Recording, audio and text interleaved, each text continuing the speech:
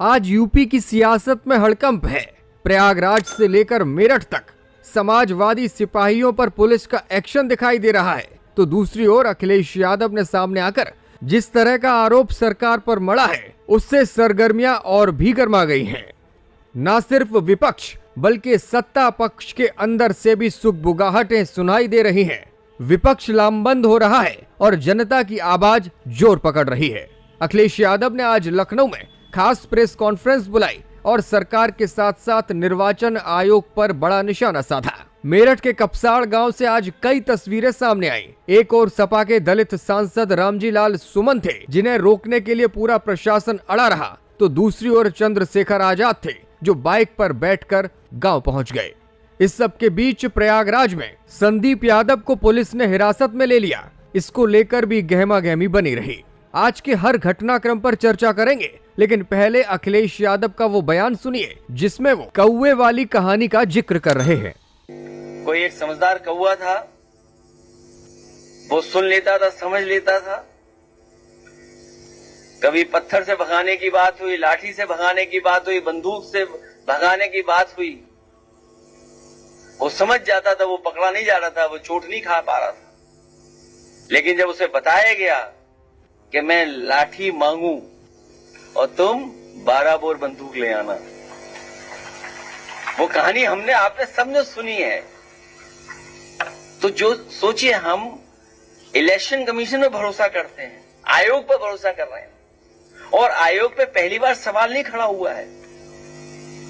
याद कीजिए, by election जब हुआ था, मेरठ में दलित बेटी को अगवा करने का मामला लगातार तूल पकड़ रहा है। परिवार से मिलने जा रहे भीम आर्मी चीफ चंद्रशेखर आजाद को पुलिस ने गाजियाबाद के डासना बॉर्डर पर रोक लिया। वो हाईवे पर दौड़ते हुए दिखाई दिए और बाइक पर बैठकर गांव पहुंचने की कोशिश करते नजर आए।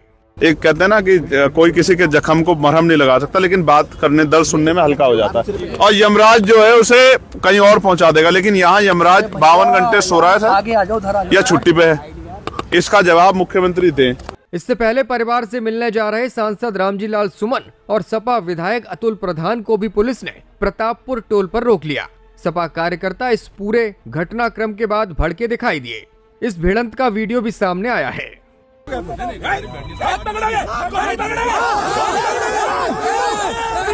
हम आपकी नौकरी कर रहे हैं तो वापस चले जाए। अच्छा, आप क्यों कहते बार बार वापस चले जाए?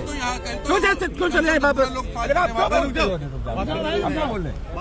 ये बार बार आप कहते वापस चले, हम अच्छा हम नहीं जा रहे, क्या करेंगे आप क्यों रोक रहे हैं हमें?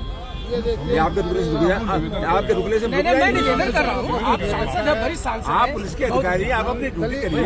हम एक पॉलिटिकल पार्टी को चलाते हैं, हमें आप दिशा निर्देश देंगे, दिक्कत नहीं।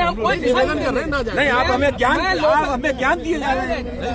कल देर शाम अखिलेश यादव ने खुद पीड़ित पिता से बातचीत की। सपा विधायक अतुल प्रधान ने अपने फोन से अखिलेश यादव की बात कराई। इस बातचीत का वीडियो अब सोशल मीडिया पर वायरल है। ये आपके साथ आपके सुन रहे हैं जी, आपकी बात है। बड़ा अफसोस है, अतुल ने बताया मुझे, अभी सुबह से धरना दे रहा है, कल भी बताया था, जानकारी दी यहाँ पर कार्यालय को जी।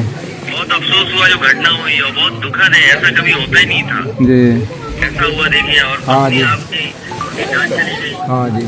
परिवार ने पुलिस को 48 घंटे का अल्टीमेटम दिया था और पुलिस ने भी आश्वासन दिया था कि वो दलित बेटी को बरामद कर लेंगे, लेकिन अब तक पुलिस के हाथ कोई भी सुराग नहीं लगा है। अतुल प्रधान की पत्नी और पूर्व जिला पंचायत अध्यक्ष सीमा प्रधान भी पुलिस के साथ भिड़ती हुई दिखाई दी हैं।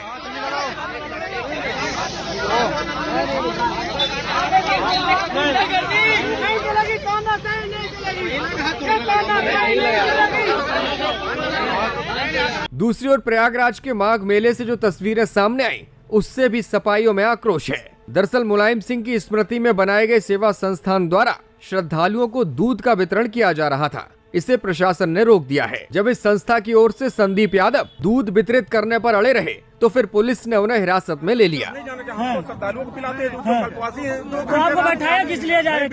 सुरक्षा के दृष्टि से 2 घंटे बाद आप पिलाइएगा, जितने श्रद्धालुओं को पिलाना है।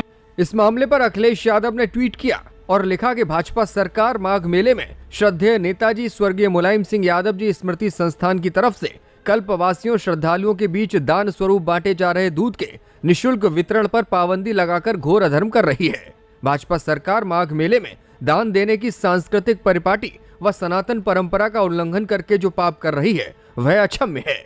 मेरठ प्रकरण पर भी अखिलेश यादव ने अपनी बात रखी। रामजी लाल सुमन का पुलिस से भिड़ते हुए वीडियो साझा किया और लिखा कि भाजपा अपराधी को बचा रही है, बुलडोजर की कार्रवाई मूक दर्शक बनकर खड़ी है। अखिलेश यादव ने आज पार्टी कार्यालय पर एक प्रेस कॉन्फ्रेंस भी रखी। इस प्रेस कॉन्फ्रेंस के दौरान सपा चीफ ने SIR ड्यूटी के दौरान मारे गए BLOs के परिवार को आर्थिक सहायता का चेक प्रदान किया।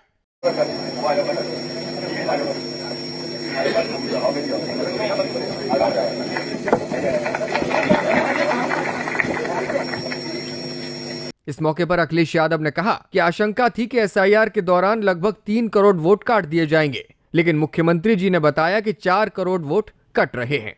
उत्तर प्रदेश के मुख्यमंत्री जी उन्होंने कहा कि लगभग 4 करोड़ वोट उनके कटने जा रहे हैं, जिस समय किसी को जानकारी नहीं थी कि कितने वोट काटे जाएंगे, कितने वोट कटेंगे।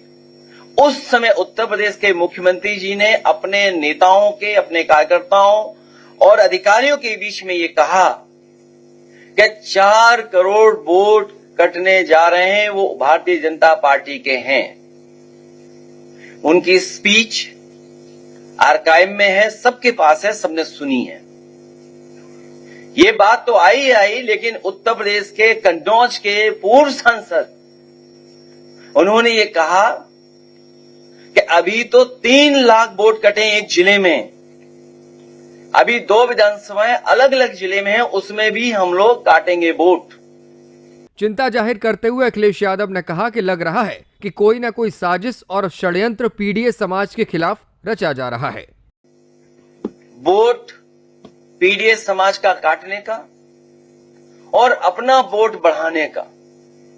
जब एक प्रतिष्ठित अखबार में ये बात आई कि सरकार ने ये निर्देश दिए हैं कि हर बूथ पर 200 वोट बढ़ाए जाएं, तो शक और गहरा हो जाता है।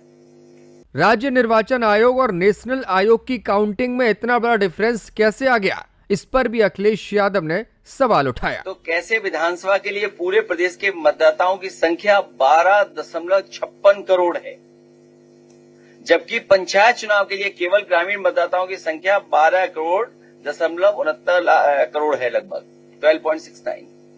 तो डिफरेंस कैसे नजर आ रहा है जब एक ही BLO दोनों काम कर रहा है। राज्य निर्वाचन आयोग और नेशनल के आयोग के माध्यम से जो डिफरेंस नजर आ रहा है वो इतना नजर आ रहा है जब एक ही BLO दोनों की काउंटिंग कर रहा है। अखिलेश यादव ने आज बड़ी मांग भी सामने रखी और कहा कि जो वोटर लिस्ट है उसको आधार से जोड़ दिया जाए। बहुत सारी कमियां बहुत सारी जगह पर अखबारों के माध्यम से और हमारे कार्यकर्ता बता रहे हैं कि अभी भी वोटर लिस्ट में गलतियां हो रही हैं।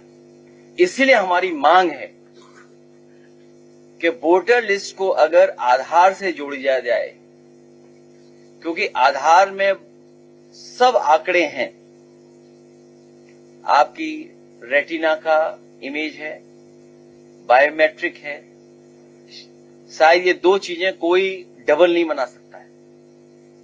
इसलिए आपके माध्यम से हमारी अपील है, फिर मैं वही बात कहता हूं कि आधार ऐसा बनाया जाए जो दोबारा कोई न बना ले। सुनने में आया कि भारतीय जनता पार्टी के पास बूथ स्तर पे वो मशीनें हैं जिससे वो आधार नकली बना लेते हैं। समाजवादी तमाम निष्ठावान कार्यकर्ताओं ने ये जानकारी दी है कि जब भी चुनाव होता है भारतीय जनता पार्टी ऐसी मशीनें लाती है जिससे आधार बना लेते हैं।